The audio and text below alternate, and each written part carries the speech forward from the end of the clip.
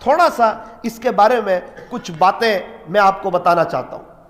اللہ تبارک و تعالی ہمیں سمجھنے کی توفیق عطا فرمائے.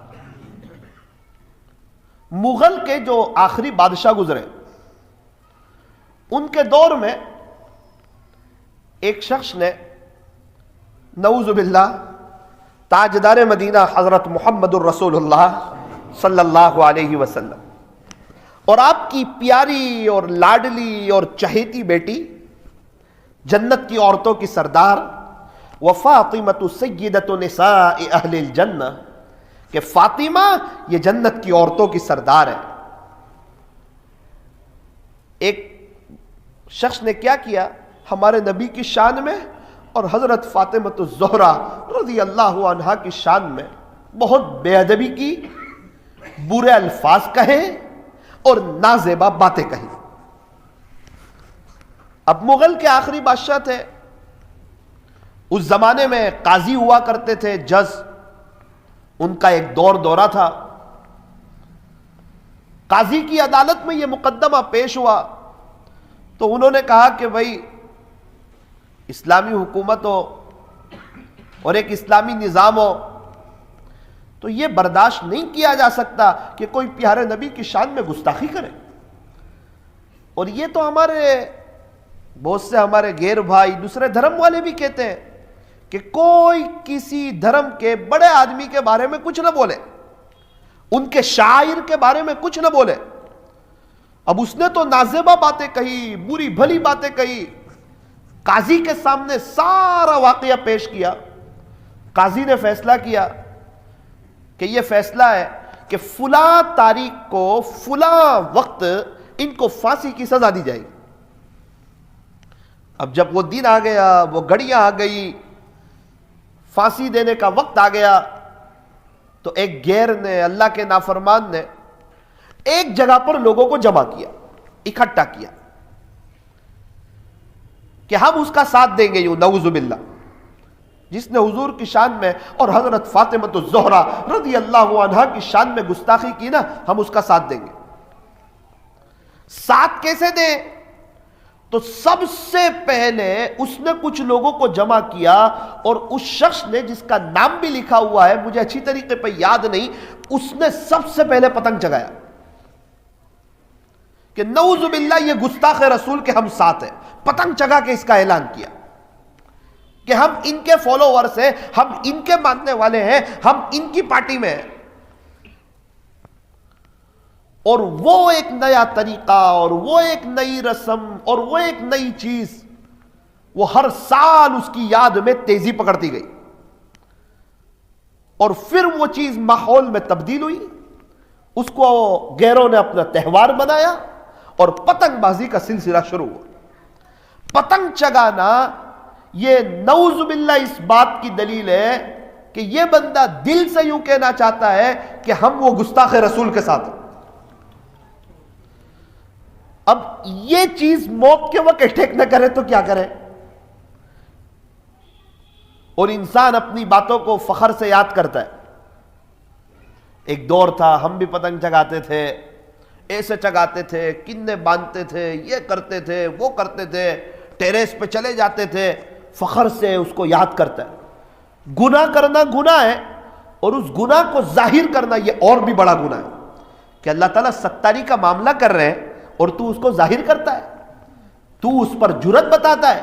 اگر اللہ چاہتے اور تجھے اس پر پکڑ لیتے تو کہیں کا نہیں رہتا.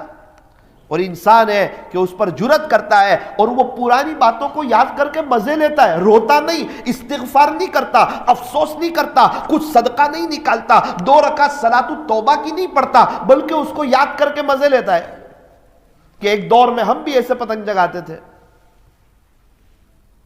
اور ایک عجیب و غریب ماحول تھا. اللہ تعالیٰ جزائے خیر دے علماء کرام کو، دعوت و تبلیغ کی مبارک محنت کو، کہ جتنے بیانات ہوتے گئے اور یہ دعوت کا کام جتنا بڑھتا گیا، الحمدللہ آہستہ آہستہ ہمارے معاشرے سے پتنگ کا خاتمہ ہوتا گیا اور لوگ ایک اس غلط چیز سے، اللہ کو ناراض کرنے والی چیز سے اپنے آپ کو بچاتے رہے۔ پتنگ خریدنا، دورہ لینا، ریل کو پوانا، یہ سب فضول خرچی ہے۔ اور قرآن کریم میں ہے ان المبذرین کانوا اخوان الشیاطین، خلاصہ یہ کہ فضول خرچی کرنے والے یہ تو شیطان کے بھائی ہیں۔ قرآن میں ہے۔ اب شیطان سے اللہ کتنے ناراض؟ تو شیطان کا بھائی شیطان، چور کا بھائی چور، شیطان کا بھائی شیطان جیسا، اس کو راضی کرنے والا، اللہ کو ناراض کرنے والا۔ تو یہ پتنگ چگانا، پتنگ خریدنا، اسی لیے فرمایا کہ پتنگ کو بنانا بھی ناجائز، اس کو بیچنا بھی ناجائز، اور اس کو چگانا، اس کو اڑانا بھی ناجائز۔ کیوں؟ فرمایا گناہ کے کام میں ایک دوسرے کی مدد نہ کرو، اور پتنگ کا بنانا یہ گناہ کے کام میں لوگوں کی مدد کرنا ہے۔ پتنگ کو بیچنا یہ گناہ کے کام میں لوگوں کی مدد کرنا ہے۔ اور پتنگ جگانے سے کیا ہوتا ہے؟ شریعت نے ایک چیز، ایک بات بہت ڈنکے کی چوٹ پر کہی، ہماری طرف سے کسی کو تکلیف نہ پہنچے۔ اور پتنگ چگانے والے کی بنیادی نیت کیا ہوتی ہے کہ ابھی میں ایسے چگاؤں کہ اس کی پیچ کاٹ دوں اور اس کے پتنگ کو کاٹ دوں، اس کو نقصان پہنچا دوں۔ شریعت جس چیز کو ناپسند کرتی ہے کہ کسی کا نقصان مت کرو، کسی کو نقصان مت پہنچاؤ، ایسے جذبے مت رکھو، کسی کو تکلیف مت دو، یہ اللہ کو ناراض کرنے والی چیز ہے۔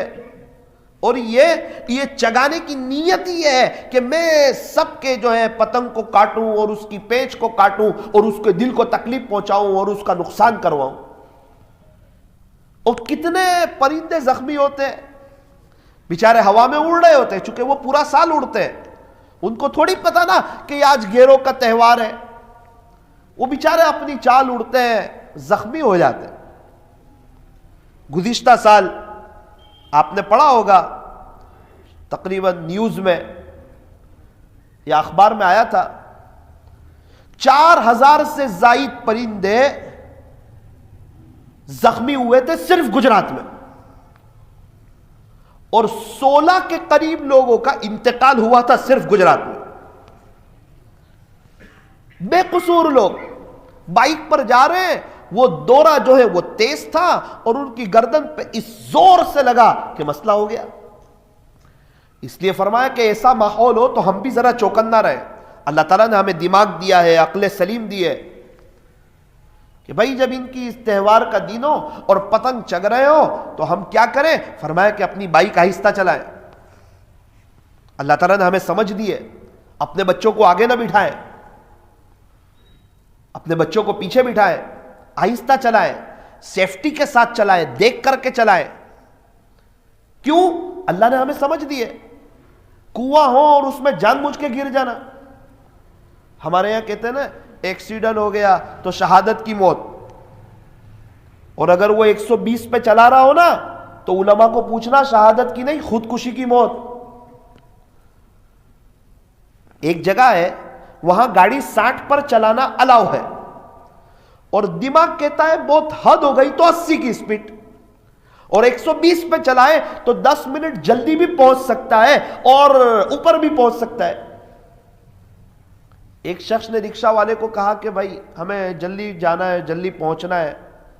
اس نے بہت تیزی سے چلائی۔ اس نے کہا کیا کرتے ہو؟ کہا یا تو منزل پہ پہنچو گے یا آخری منزل پہ پہنچو گے، کہیں تو آپ پہنچو گے۔ کچھ لوگ بہت تیز چلاتے جان بوجھ کے، اس میں صورت میں ذرا ویسو کے راستے پہ جاؤ تو ایسا لگتا ہے جنت میں جا رہے ہیں لوگ۔ وہ اتنی تیز چلاتے ہیں بائک، پتہ نہیں کیا ہو گیا، ایک شوق میں نوجوان لوگ آڑی ٹیڑھی بائک چلاتے ہیں۔ اگر آڑی ٹیڑھی چلائی تاکہ لوگ ہمیں دیکھیں ہم کیسے جا رہے ہیں، اور ضرورت سے زائد اسپیڈ پر چلائی تو آپ مفتیہ کرام سے رجوع کرنا، شہادت کا مرتبہ نہیں ملے گا، خودکشی کا وبال اس پہ آئے گا۔ کیوں آئے گا خودکشی کا وبال؟ کہ اللہ تعالیٰ نے اس کو سمجھ دی تھی، وہ پاگل نہیں تھا۔ پاگل آدمی خودکشی کر لے اس پر وبال نہیں، کہ اس کے پاس تو دماغ ہی نہیں۔ تو اسی طرح اللہ تعالیٰ نے ہم کو سمجھ دی ہے، ہمیں پتا ہے کہ گیروں کا ایک تہوار ہے اور پتنگ تو چگتے ہیں، تو ہمیں کیا کرنا ہے؟ فرمایا کہ ہمیں اپنی بائک کو بھی سلو چلانا ہے، اپنے بچوں کو بھی آگے نہیں بٹھانا ہے۔ یہ بنیادی باتیں ہیں، یہ ضروری باتیں ہیں۔ اللہ تعالیٰ ہمیں صحیح سمجھ عطا فرمائے۔ اسی لیے فرمایا کہ پتنگ کا چگانا یہ جائز نہیں، پرندوں کا نقصان، انسانوں کا نقصان، لوگوں کا نقصان ہو رہا ہے، فضول خرچی ہو رہی ہے، دوسروں کے تہوار میں ان کو ساتھ دیا جاتا ہے۔ کتنے علاقوں میں چلے جاؤ مسلمانوں کے تو ایسا لگتا ہے کہ یہ مسلمانوں کا تہوار ہو، نعوذ باللہ۔ سب سے زیادہ مسلمان لوگ ٹیریس پہ، اور صرف ٹیریس پہ پتنگ ہی نہیں چگتے، مستورات بھی اوپر آ جاتی ہے، بد نظری ہوتی ہے۔ صرف بد نظری نہیں ہوتی، اس کو فیشن سمجھا جاتا ہے۔ صرف فیشن نہیں سمجھا جاتا، ڈی جے بجتے ہیں، ڈی جے ڈائریکٹ جہنم۔ صرف ڈی جے نہیں بج رہے، ساتھ میں ڈی جے کے ساتھ میوزک اور گانے بھی بج رہے ہوتے ہیں۔ اتنا ہی نہیں ہوتا، نمازیں بھی چلی جاتی ہے، اور اگر نماز میں آئے تو پھر نماز کی طرف دھیان بھی نہیں لگتا۔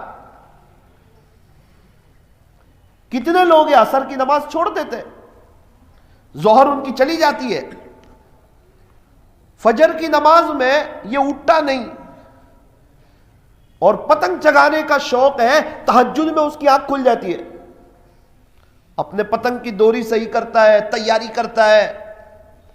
ایک ساتھی تو کہنے لگے مولانا کتنی مزہ آتی تھی، ہم تو کیا کرتے تھے پتہ ہے، نیرا بھی ٹیریس پہ پیتے تھے۔ او بھائی تو فخر کی بات ہے کیا نیرا ٹیریس پہ پینا؟ ایک حافظ صاحب مجھے سنانے لگے مولانا اتنا دینی ماحول نہیں تھا، کہنے لگے 25-30 سال پہلے اس کے بارے میں کوئی بیانات نہیں ہوتے تھے، اس کو کوئی سمجھاتا نہیں تھا۔ ابھی وہ ایک علاقے کے ہمارے گجرات کے شورا کے ذمہ داروں میں سے بڑے آدمی، بڑے اللہ والے، تو کہنے لگے 30 سال پہلے 35 سال پہلے 1 مہینے پہلے سے ہم اس کی تیاری کرتے تھے، اور کتنی مرتبہ جامع مسجد میں نماز میں پڑھاتا تھا تو 10 منٹ باقی ہوتی تھی تو مؤذن صاحب اور بستی والے آواز دیتے تھے کہ حافظ صاحب اب نماز پڑھاؤ، تو میں پتنگ کو چھوڑ کے نماز پڑھاتا اور سلام پھرا کے کیا سب سے ملتا، سب سے پہلے میں ہی ٹیریس پہ، اور اس کو کوئی بہت زیادہ برا بھی نہیں سمجھتا تھا۔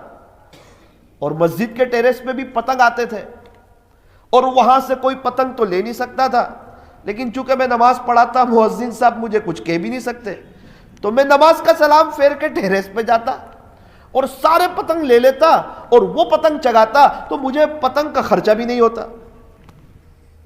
اللہ اکبر کبیر۔ یہ کیا تھا؟ تو کہ یہ غفلت۔ اب کیا ہوا کہ اب ایک سمجھ پیدا ہوئی، اب ایک ماحول بنا، اب بچے حافظ عالم بننے لگے۔ پہلے باہر سے علماء لانے پڑتے تھے، اب بستی میں ماشاءاللہ بہت علماء ہو گئے، بہت حافظ صاحب ہو گئے۔